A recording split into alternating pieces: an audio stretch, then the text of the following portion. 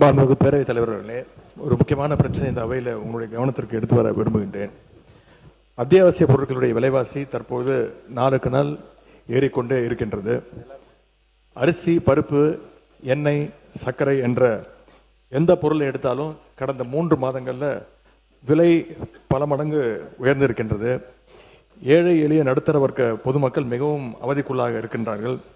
குறிப்பாக இந்த அரசு அமைஞ்சதிலிருந்து அத்தியாவசிய பொருட்களுடைய விலை கடுமையாக உயர்ந்திருக்கிறது. மே மாதம் 1 கிலோ அரிசி 55 ரூபாய்க்கு விற்பனையானது, இன்னைக்கு 75 ரூபாய். மே மாதம் 1 கிலோ வெங்காயத்துடைய விலை 40 ரூபாய், இன்றைக்கு கிலோ 80 ரூபாய். மே மாதம் 1 கிலோ துவரம்பருப்பு 150 ரூபாய், இன்றைக்கு கிலோ 180 ரூபாய். மே மாதம் 1 கிலோ சர்க்கரை ரூபாய் 40, இன்றைக்கு 1 கிலோ சுமார் 70 ரூபாய் வரைக்கும் உயர்ந்திருக்கு. இந்த விலையேற்றத்தை பார்த்து மக்கள் மிகவும் பாதிப்படைஞ்சிருக்கிறாங்க. மளிகை கடை பக்கம் போகிறதையே குறைச்சிட்டு இருக்காங்கன்னு செய்திகள் வந்துட்டு இருக்கு.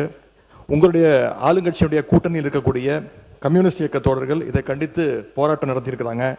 இந்த விலைவாசி உயர்வை கட்டுப்படுத்த அரசு உடனே நடவடிக்கை எடுக்க வேண்டும். உதாரணத்துக்கு 2007ஆம் ஆண்டு தேசிய அளவில் கடுமையான விலைவாசி உயர்வு ஏற்பட்டது. அப்பொழுது முதலமைச்சராக இருந்த கலைஞர் அவர்கள் தமிழ்நாட்டு மக்களை பாதிக்கக்கூடாது என்பதற்காக சிறப்பு பொது விநியோக திட்டம் திட்டத்தை அறிவித்தார்கள். அந்த திட்டத்தின் கீழ் ரேஷன் கடைகள் மூலமாக பருப்பு, எண்ணெய், ரவா, மைதா உள்ளிட்ட பொருட்களை சந்தை விலையை விட குறைவான விலைக்கு அன்றைக்கு மக்களுக்கு வழங்கினார்கள். அது மட்டும் இல்ல, கடுகு, சீரகம், வெந்தயம் உள்ளிட்ட 10 மளிகை பொருட்களை 50 ரூபாய்க்கு வழங்கினார்கள். கலைஞர் அவர்கள் 2007 தொடங்கி வைத்த அந்த சிறப்பு பொது விநியோக திட்டம் தற்போது வரை நடைபெற்று வருகிறது.